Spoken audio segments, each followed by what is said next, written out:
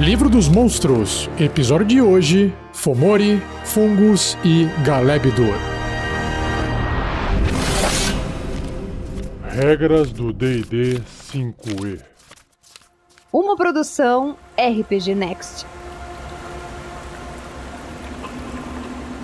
Começando então o cast de hoje com o Fomori, ou em inglês Fomorian. A ilustração que tem dele no livro parece um bugbear que pegou fogo, ficou com a pele meio queimada e alguma coisa deu errado, ou caiu ácido nele, porque ele tem bolhas nas costas, ele é meio arqueado pra frente, é bem forte, magro e forte, e a cabeça também possui umas bolhas em cima, um olho bem arregalado e feio, lembrando aquele olho do final do trailer do Michael Jackson, aquele olho amarelo com uma fenda negra na vertical. Tem uma mistura de ogro com bugbear, uma criatura humanoide bem feia, lembra um Gollum super musculoso segurando um porrete na mão.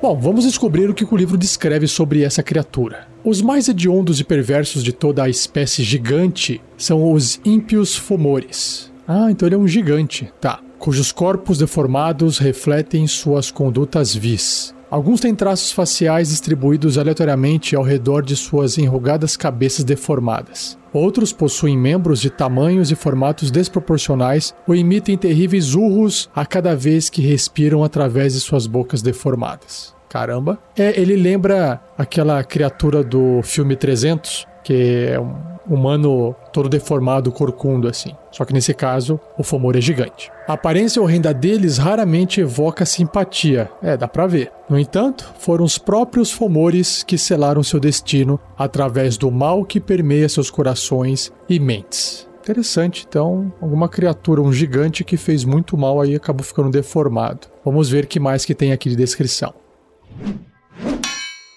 Maldição das Fadas. Os elfos lembram-se de quando os Fomores estavam entre as raças mais belas, possuindo mentes brilhantes e habilidades mágicas incomparáveis. Sua perfeição física não se estendeu aos seus corações, no entanto, enquanto o desejo por mágica e poder os consumia. Os Fomores se dedicaram a conquistar Faeria, ou em inglês Feywild, mundo das fadas, e escravizar seus habitantes, reivindicando a magia dessas criaturas para si próprios. Quando as fadas se uniram para defender seu reino, os Fomores lutaram contra elas e foram alvo de uma terrível maldição. Um por um, os gigantes caíram enquanto seus corpos eram distorcidos para refletir seus corações malignos. Privados de sua graça e poderes mágicos, os horrores infelizes fugiram da luz, mergulhando nas profundezas do mundo para nutrir seu ódio. Com seus destinos amaldiçoados, eles tramam todo o tempo contra as fadas que os injustiçaram. Lembra um pouquinho a história dos elfos pretos,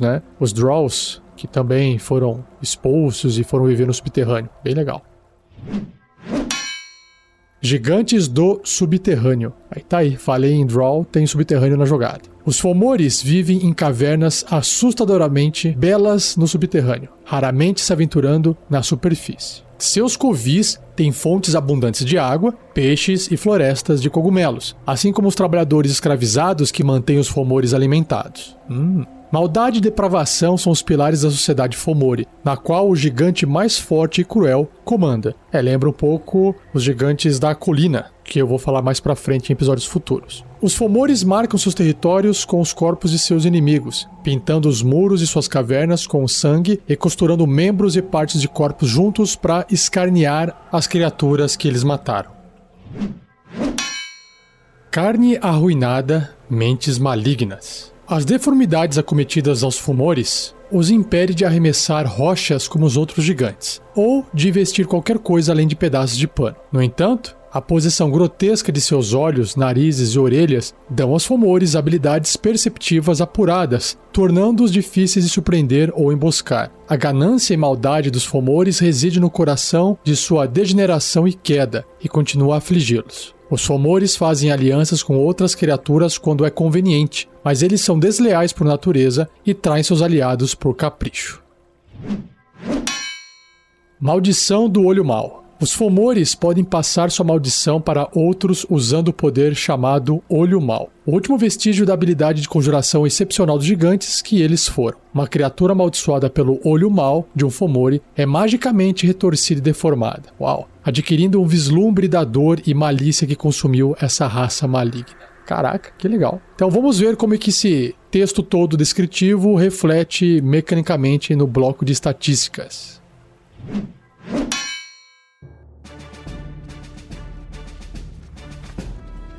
Fomori, ou Fomorian, em inglês, é um gigante enorme, caótico e mau. Sua classe de armadura é 14, uma armadura natural, pontos de vida 149, caramba, deslocamento 9 metros ou 30 pés. Então, apesar dele ser gigante, né, a sua velocidade não é tão alta assim. Atributos físicos, força 23, então bem acima da média, por ser um gigante forte, claro. Destreza 10 na média, constituição 20, bem acima também da média. Agora em atributos mentais, inteligência 9, meio burrinho. Sabedoria 14, uma sabedoria acho que mede um pouco mais o instinto dele aqui nesse caso. E o carisma 6. Não tem muito como escapar. Em perícias, ele tem furtividade mais 3 e percepção mais 8. Então, bem perceptivo, né? Como foi descrito na descrição. Sentidos, visão no escuro de 18 metros, que são 60 pés, e percepção passiva é 18, que é um bom valor, que é 10 mais 8. Idiomas, gigante e undercommon, ou subcomum. E o seu nível de desafio é 8, concedendo 3.900 pontos de experiência. Então, um bom nível de desafio aqui, hein? 8 é bastante. Ações. Bom, ele tem ataques múltiplos. O Fomori realiza 2 ataques com sua clava grande, ou realiza um ataque com a sua clava grande e usa o seu olho mau uma vez. Então o olho é um ataque. Vamos ver, uma ação, né? Clava grande, então ataque corpo a corpo com arma, mais 9 para atingir. O alcance, olha só, 4,5 metros de distância, o que representa 3 quadradinhos de distância dele. Apenas um alvo. Se acertar, vai causar 19 ou 3d8 mais 6 de dano de contusão, de pancada. E a outra ação é o Olho Mau. O Fomori magicamente força a criatura que ele possa ver até 18 metros dele, ou seja, no mesmo raio da visão dele no escuro, 60 pés, a realizar um teste de resistência de carisma com dificuldade 14. A criatura sofre, então, 6d8 ou 27, médio, né, se for um valor médio, de dano psíquico se falhar na resistência ou metade desse dano caso obtenha sucesso. Então, é muito forte. Não tem por que ele não usar esse olho para poder causar dano na criatura. O importante é que ele tem que ver a criatura, né? A criatura não precisa estar vendo ele. E por fim, tem aqui a maldição do Olho Mau, que recarrega após um descanso curto ou um descanso longo, ou seja, após 1 hora ou um dia de descanso dormindo. Com uma olhada, o Fomori usa o seu Olho Mau. Ok, mas com um fracasso na resistência, a criatura também é amaldiçoada com deformidades mágicas. Enquanto estiver deformada, a criatura tem seu deslocamento reduzido à metade e tem desvantagem em testes de habilidade, testes de resistência e jogadas de ataque baseadas em força ou destreza. A criatura transformada pode repetir o teste de resistência sempre que terminar um descanso longo, terminando o efeito com sucesso. Então ela pode falhar nesse teste e permanecer por um tempo deformada, torta, feia, fraca, esse tipo de coisa. Isso aí já dá uma dica para plot de aventura, hein? Então bacana, esse é o Fomori. Vamos ver agora a ideia que eu tenho de aventura para usar com ele.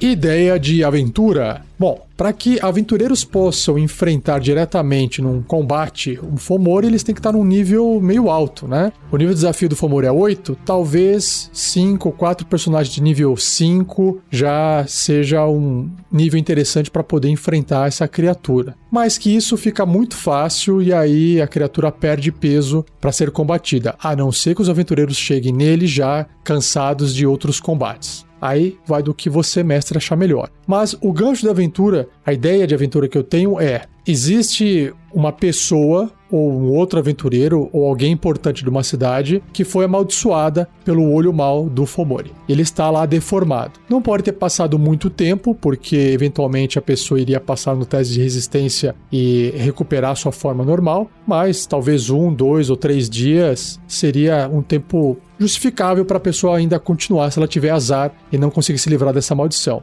Ou até, se você achar que é interessante, que esse Fomori tem um poder de amaldiçoar muito mais forte e a dificuldade de escapar dessa maldição é muito maior. O importante é que existe essa pessoa que está deformada, que inclusive as pessoas consideram que ela já vai morrer, tem que ser descartada da cidade, ela tem que ser eliminada porque ela está trazendo maldição para os outros, e na verdade ela foi uma vítima do Fomori que de repente invadiu suas terras para poder pegar alimento, e de longe vamos pegar que é um fazendeiro. O fazendeiro olhou o Fomori de longe e fugiu, mas não sem antes ficar amaldiçoado. No caminho, alguém entrou, morreu no processo e ele conseguiu fugir. Porque imagino eu que o Fomori iria atrás desse humano até pegar ele. Se ele tá com desvantagem nas coisas, testes de habilidades, se ele precisou correr por mais tempo, enfim, eventualmente acho que ele seria pego, né? Mas como o Fomori não é tão rápido assim, ele anda aos mesmos 30 pés de um humano normal, então não é uma coisa tão difícil de você justificar alguém ter escapado do Fomori, mesmo porque o Fomori talvez não quisesse se expor chegando perto de algum local com mais gente e acabar atraindo atenção. Então ele parou de perseguir e sobreviveu essa pessoa que ficou deformada. Só que agora todo mundo tá expulsando essa pessoa da cidade, ou enfim, querem fazer alguma coisa de mal com ela ao invés de ajudar, e ele acaba recebendo... Vamos supor que os aventureiros então estão viajando e passam por essa criatura deformada. Eu acho legal é isso. A primeira impressão que talvez você possa forçar ali para os aventureiros é que aquela criatura está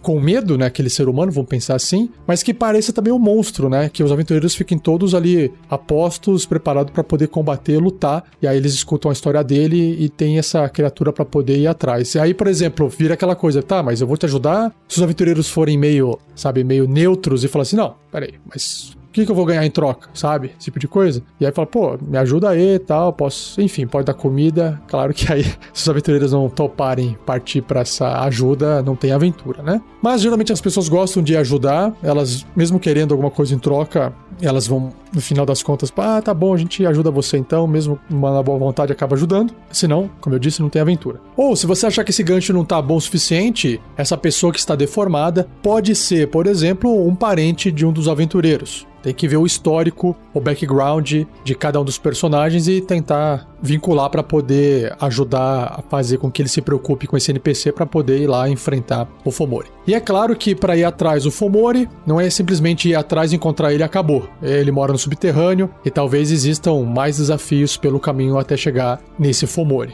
ok? Essa é a minha ideia de aventura. Posso complementar ela com as outras criaturas do cast de hoje, que eu vou falar na sequência, mas lembre-se, se você também tem alguma ideia para uma aventura inteira, para um gancho, qualquer coisa que seja para poder ajudar alguém a criar a sua aventura usando esse monstro, você pode acessar o fórum do RPG Next, que se encontra no topo do site rpgnext.com.br, tem um link lá para você chamado fórum, ou no post desse episódio. Você pode clicar lá, acessar, fazer uma conta gratuita e deixar comentado lá a sua ideia de aventura baseada em criaturas, em monstros, tá bom? É isso, vamos pro próximo monstro do cast de hoje. Os fungos. Seja você também um guerreiro ou uma guerreira do bem. Para saber mais, acesse padrim.com.br/rpgnext ou picpay.me/rpgnext.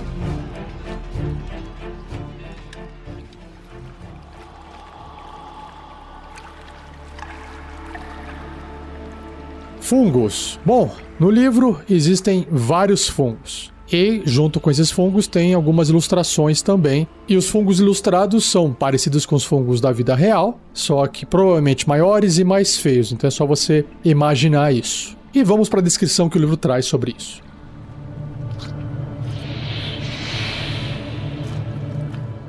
Fungos, ou fungi, em inglês. No céu de pedra chanfrada e noite perpétua, o subterrâneo é o lar de todos os tipos de fungos. Olha só, pode estar morando junto com o Fomori. Tomando o lugar das plantas no reino subterrâneo, os fungos são vitais para a sobrevivência de muitas espécies subterrâneas, provendo nutrientes e abrigo na imperdoável escuridão. Os fungos nascem em matéria orgânica, então rompendo essa matéria e consumindo-a, alimentando-se de imundície e cadáveres. Conforme amadurecem, os fungos expelem esporos que se espalham com a mais leve brisa para originar novos fungos. Até aqui, o fungo da vida real faz isso também. Não precisando de luz solar ou calor para crescer, os fungos prosperam em cada canto da fenda do subterrâneo, que em inglês aqui é o Underdark. Transformados pela magia que permeia o reino abaixo da terra, fungos do subterrâneo geralmente desenvolvem potentes mecanismos de defesa ou habilidades de mimetismo e ataque. É essa parte da fantasia que não tem na realidade. Não, se bem que tem fungo que controla a formiga aí, né? Então vai vendo. As espécimes maiores podem se espalhar para criar vastas florestas subterrâneas onde incontáveis criaturas vivem e se alimentam. E o livro apresenta 3 fungos diferentes, que eu vou apresentar todos de uma vez, que é o Gas Spore, o esporo de gás, o Shrieker, Shriek é dar um grito, né, um guincho, que é o guinchador, e o Violet Fungus, que é o fungo violeta.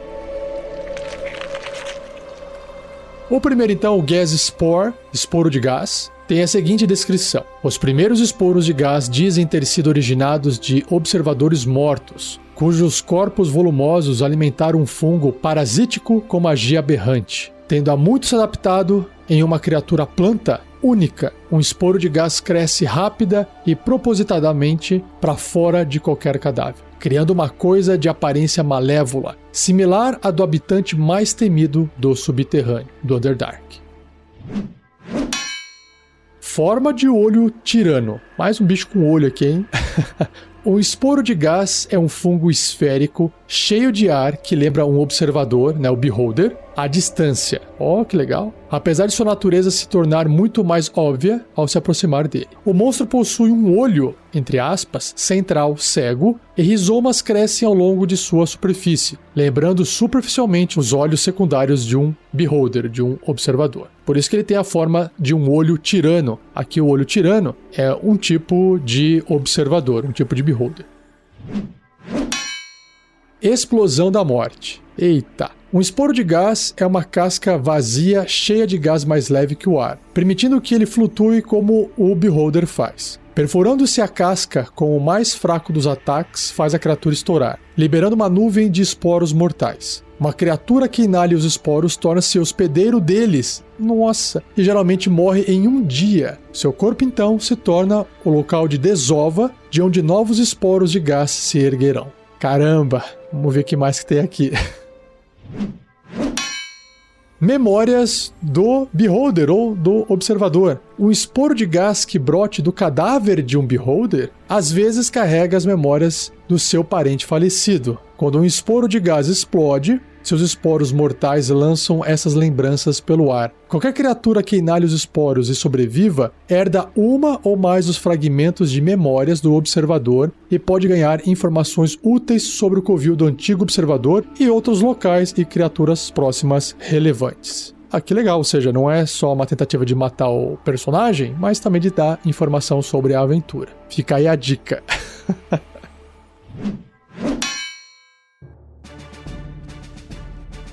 Saltando então para o bloco de estatísticas do esporo de gás, ele é uma planta grande, então ele ocupa 2 por 2 quadradinhos no tabuleiro, e o seu alinhamento, a sua tendência é imparcial, ou unaligned, não tem alinhamento, porque é uma planta, né? Sua classe de armadura é 5, uau, 5... Tá ali parado, né? 5 representa só uma resistência mínima que tem ali a casca dele. Pontos de vida, 1. Nossa! Então realmente, 1 pontinho de vida. É só encostar, acertar qualquer coisa que ele já vai morrer. Deslocamento no chão é 0, mas ele voa gastando 10 pés ou 3 metros. Ele plana, na verdade. Seus atributos físicos é força 5, destreza 1, constituição 3... Tudo extremamente abaixo, quase 0, né? E os mentais, inteligência 1, sabedoria 1, carisma 1. Então, realmente, não tem nada aqui, né? É uma coisa que fica parada lá. Ele tem imunidade a dano de veneno e imunidade às condições de amedrontado, caído, cego, envenenado, paralisado e surdo, que faz todo sentido. Seus sentidos são percepção às cegas de 9 metros, ou seja, 30 pés, é o blind sight, e ele é completamente cego além desse raio. É porque ele só está sentindo realmente a presença de alguém, caso esteja dentro de 9 metros dele. E a sua percepção passiva é de 5, né? Então é muito pequena.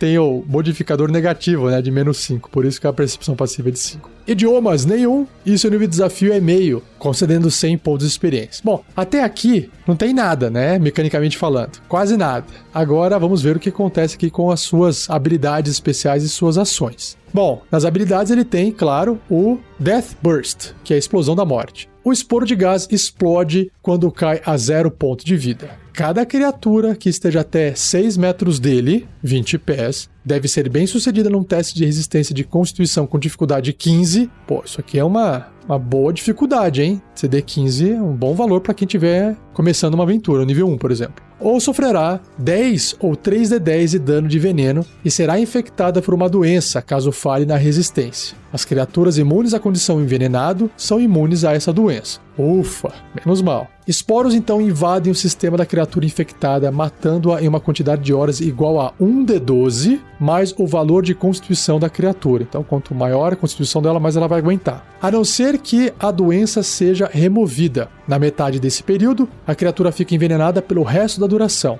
Após a criatura morrer, ela libera 2d4 esporos de gás miúdos, que crescem até o seu tamanho máximo em 7 dias. Uau! E aí esse negócio vai crescendo e mata a pessoa. Não, desculpe. Não mata porque a pessoa já morreu, né? Só vai crescer depois que a criatura morrer. Que legal! Caramba, então isso aqui, mesmo que ele tenha um nível de desafio meio, isso aqui é extremamente perigoso para matar aventureiros, né? De níveis baixos. Tá. Interessante que isso aqui dá umas ideias muito, muito legais, né? Outra habilidade. Semelhança misteriosa. O esporo de gás é similar a um observador, ou o beholder. Uma criatura que veja o esporo de gás pode discernir sua verdadeira natureza com um teste de inteligência de natureza com dificuldade 15, se for bem sucedido. E claro, né, que eu acho que tem que ter um limite da distância para isso ocorrer, depende da iluminação do ambiente, depende de outros fatores. Chegar perto do lado desse fungo, dá para ver que não é um beholder, né? Ou será que não?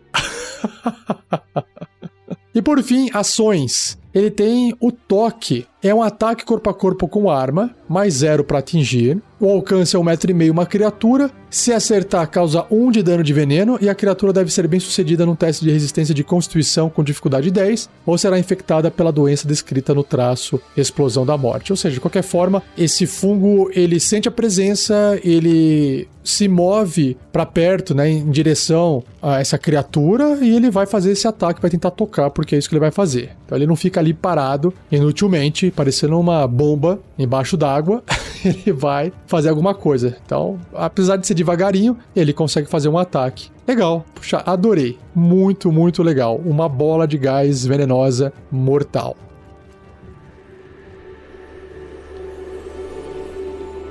O próximo fungo é o Shrieker, ou guinchador. Um guinchador é um cogumelo do tamanho de um humano que emite guinchos agudos para afastar as criaturas que os perturbam. Outras criaturas usam esses fungos como um alarme para sinalizar a aproximação de presas e várias raças inteligentes do subterrâneo cultivam guinchadores nos arredores de suas comunidades para desencorajar intrusos. Que bacana! Tô até imaginando o Fomori usar um guinchador para poder avisar da presença dos aventureiros. Vamos então agora para o bloco de estatísticas.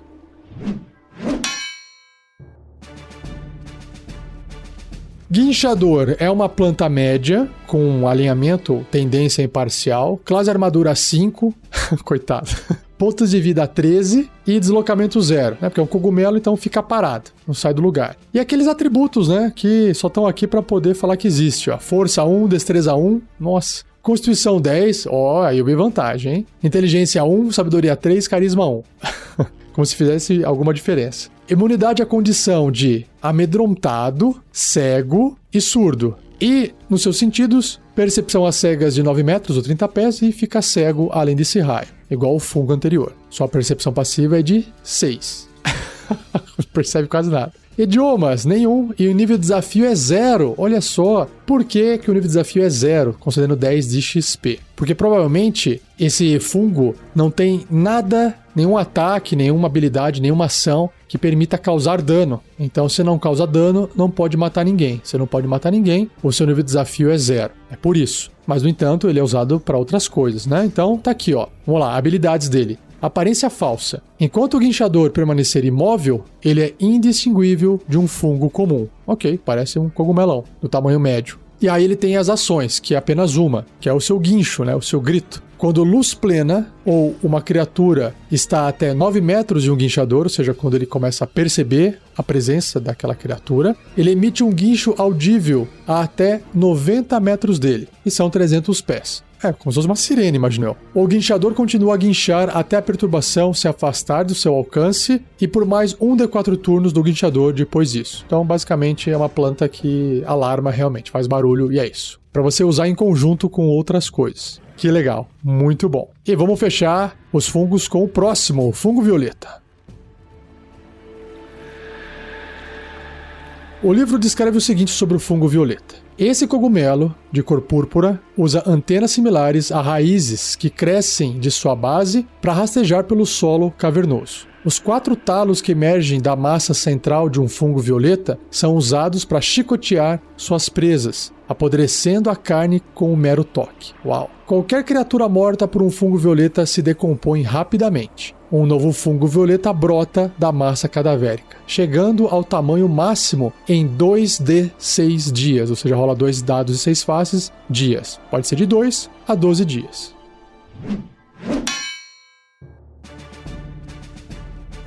Bloco de estatísticas do fungo violeta. É uma planta média, imparcial, classe armadura 5, pontos de vida 18, já deu uma melhoradinha aqui. Deslocamento 1,5 m ou 5 pés. Um quadradinho no tabuleiro apenas, bem devagarinho. Força 3, destreza 1, constituição 10 na média, inteligência 1, sabedoria 3, carisma 1. Então, esses atributos aqui quase zerados, né? Imunidade à condição de amedrontado, cego e surdo também. Sentidos, mesma coisa. Percepção a cegas de 9 metros ou 30 pés e é cego além desse raio. Percepção passiva de 6, idiomas nenhum. E o seu nível de desafio é 1/4, concedendo 50 pontos de experiência. Ele tem uma habilidade de aparência falsa, ou seja, enquanto o fungo violeta permanecer imóvel, ele é indistinguível de um fungo comum. É um fungo comum grande, né? E ações ele tem 2, ó. Ataques múltiplos, o fungo realiza 1d4 ataques de toque. Decompositor é o nome do ataque dele. E o ataque decompositor, que é a outra ação, diz o seguinte: ataque corpo a corpo com arma, mais 2 para atingir. Alcance 3 metros ou 2 quadradinhos no tabuleiro, apenas uma criatura. Se acertar, 4 ou 1d8 de dano necrótico. Então basicamente é isso. Ele pode realizar de 1 a 4 ataques com seus tentáculos. E aí, quando bate na criatura, tem esse toque decompositor. Então esse é o único fungo mais... que vai se mover um pouquinho mais e vai fazer um ataque um pouquinho mais forte. Mas é claro que dá pra ver que o esporo de gás mencionado é o mais forte de todos, né? Nível de desafio meio.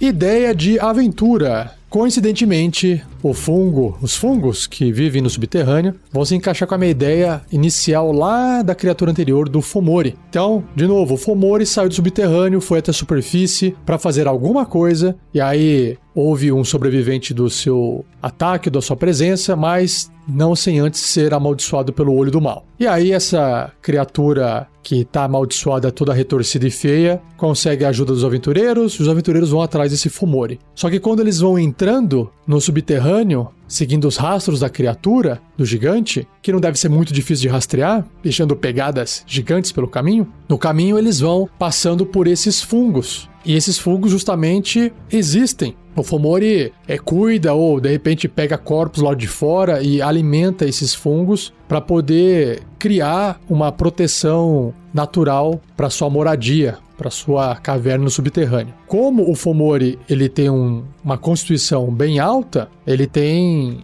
habilidade, né? Ele tem uma chance maior de sobreviver, às vezes, a um ataque dos fungos, porque o fungo vai atacar o Fomori da mesma forma, porque ele é uma fonte de alimento. E aí o Fomori aprendeu a lidar com os fungos e se manter distante, mesmo porque o ataque dele tem uma distância maior do que o ataque dos fungos e basta ele acertar um ataque que é muito fácil e eliminar o fungo tranquilamente. E o Fomori vem resistindo a isso e ele tá lá na caverna dele. E aí no caminho, durante a exploração dos aventureiros, eles vão eventualmente encontrar... Eu colocaria primeiro o fungo mais fácil de lutar, o fungo violeta, porque eles vão combater o fungo violeta que só causa dano e tá beleza. E aí trazer um esporo de gás para poder simular que é um beholder e dar um cagaço nos aventureiros seria bem legal. E claro que depois poderia ter mais de um esporo de gás, não apenas um ali no meio, mesmo porque tem que lembrar que a minha ideia de aventura envolve desenvolve personagens de nível 5 mais ou menos. Então colocar apenas um fungo aqui é muito fraco. Então dá pra colocar mais de um, e aí eles têm que passar por esses fungos estranhos, seria bem legal. E aí, claro que chegando mais próximo do covil ou da moradia do Fomori, os fungos guinchadores, para poder alarmar e fazer barulho. Esse seria bem legal. Então tá aí, tô construindo a ideia de aventura só envolvendo exploração e combate, bem direto. Sem muita conversa. Eu vou emendar então agora na última criatura do cast de hoje, que é o Galeb-Dur, para ver se consigo encaixá-lo nessa mesma ideia de aventura.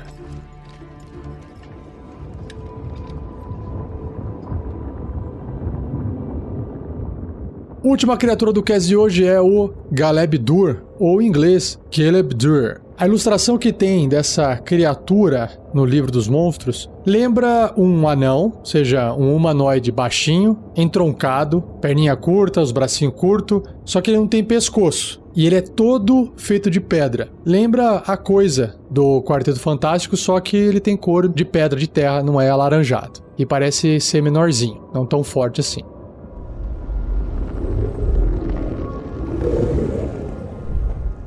Descrição do Galeb-Dur, ou Galeb-Dur, no livro dos monstros. O Galeb-Dur é uma criatura similar a um pedregulho com apêndices atarracados que agem como braços e pernas. Boa descrição.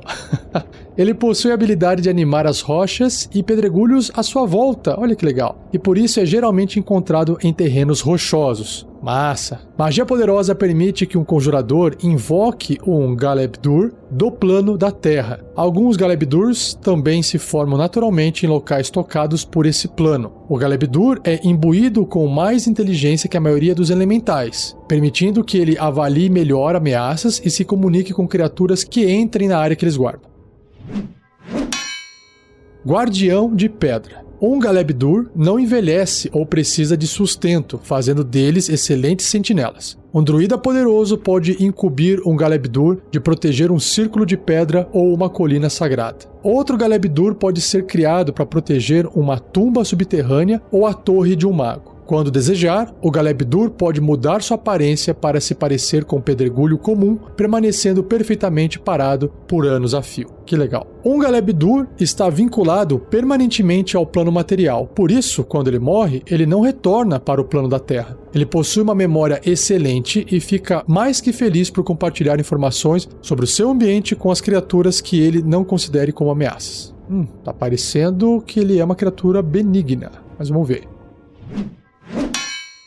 Conexão com pedras. Um Galeb-Dur pode se tornar uno com a terra à sua volta, permitindo que ele imbua as rochas e pedregulhos próximos com uma centelha de vida. O Galeb-Dur usa seu animar pedregulhos para afugentar invasores e defender o que quer que ele tenha sido incumbido de proteger. Quando ele precisa se aproximar desses invasores, ele se encolhe, adquirindo um formato esférico e rola a um ritmo furioso. Deve ser um ataque dele. Mas vamos descobrir o que essa descrição reflete no seu bloco de estatísticas.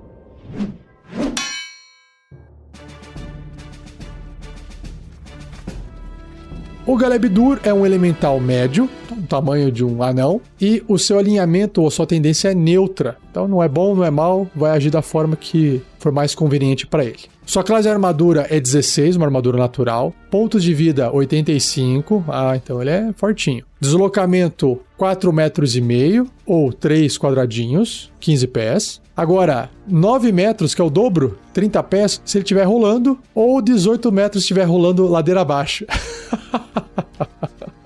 Ele tem força 20, uau, bastante forte para uma criatura desse tamanho, desse porte, né? Destreza 14, ok, acima da média. Constituição 20, uau. Agora, inteligência é 11, então ele tem uma inteligência média, um ser humano. Sabedoria 12 e carisma 11. Ele tem resistência a dano de contusão, faz todo sentido, perfurante e cortante de ataques que não sejam mágicos. Ele tem imunidade a dano de veneno, então o bicho é feito de pedra, né? Imunidade às condições de envenenado, exausto, paralisado e petrificado, é óbvio. Seus sentidos são visão no escuro de 18 metros, 60 pés, e o sentido sísmico, também de 18 metros, o Tremor Sense, 60 pés. Sua percepção passiva é de 11, idiomas ele se comunica usando Terran ou Terran, e o seu nível de desafio é 6, altinho, hein? Concedendo 2.300 pontos de experiência. Legal. Bom, características que ele tem aqui, habilidades. Aparência falsa. Quando o Galeb-Dur permanecer imóvel, ele é indistinguível de um pedregulho comum. Engraçado, né? Igual os fungos, se não se moverem, parece um fungo comum. Coincidentemente, essas criaturas têm essas características semelhantes. E a outra habilidade aqui é investida rolante. Se o Galeb-Dur rolar pelo menos uns 6 metros em linha reta até um alvo e então atingi-lo com um ataque de pancada no mesmo turno, ou seja, está simulando que ele está rolando, né, atacando na rolada, o alvo sofre 7 ou 2d6 de dano de contusão extra. Se o alvo for uma criatura, ele deve ser bem sucedido num teste de resistência de força com dificuldade 16 ou será derrubada no chão. É basicamente uma bolinha de boliche. E quais são as suas ações? Ele tem a pancada, o slam, que é um ataque corpo a corpo com arma, mais 8 para atingir, o alcance é apenas 1,5 m, ou seja, adjacente, um alvo, se acertar 12 ou 2d6 mais 5 de dano de contusão. E ele tem animar pedregulhos, uma vez ao dia, que estava lá na descrição dele. O Galeb-Dur magicamente anima até 2 pedregulhos que ele possa ver, que estejam até 18 metros de distância dele. Um pedregulho tem as estatísticas iguais à do Galeb-Dur, exceto por ter inteligência 1 e carisma 1. Ele não pode ser amedrontado ou enfeitiçado e não possuir essa opção de ação. Um pedregulho permanece animado enquanto o Galeb-Dur mantiver a concentração até 1 minuto, ou seja, 10 turnos. Como se estivesse se concentrando em uma magia. Que legal. Basicamente ele pode animar esses 2 pedregulhos e ele tá tendo mais 2 pessoas igual a ele para poder lutar. Que bacana.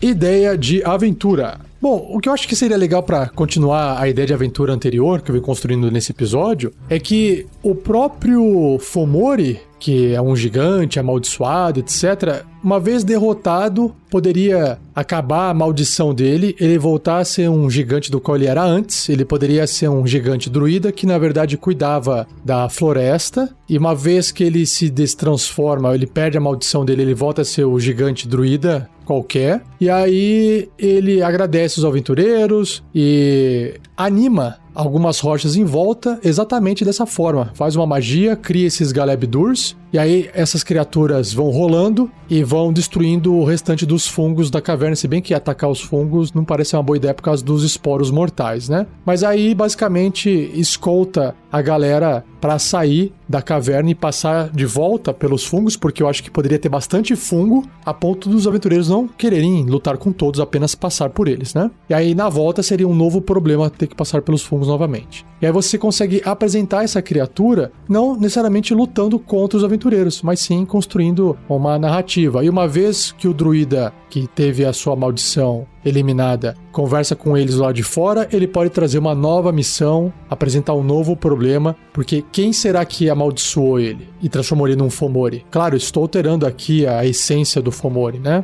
Mas dá pra trabalhar com isso também. Quem é que tá fazendo os outros gigantes cometerem atrocidades, fazerem o mal e acabarem ficando amaldiçoados e se transformando nessas criaturas do Fomori? Eu sei que as coisas não acontecem assim da noite pro dia, mas no mundo de fantasia tudo é possível. E aí eu acho que você tem aí a criatura, até pode às vezes falar assim, olha, carrega ele, vai com esse Galeb-Dur aí que eu criei, leve ele porque eles vão te proteger nessa nova empreitada, nessa nova missão. E aí o pessoal pode controlar o Galeb-Dur como um NPC para ajudá-los na aventura. O que seria legal. Seria legal poder usar, porque é uma criatura neutra, né? Então, uma vez sendo criada para proteger com esse propósito, ela vai acabar cumprindo esse papel. Essa é a minha ideia. Então, se tiver a sua ideia de aventura também, não deixe de registrar no fórum do RPG Next.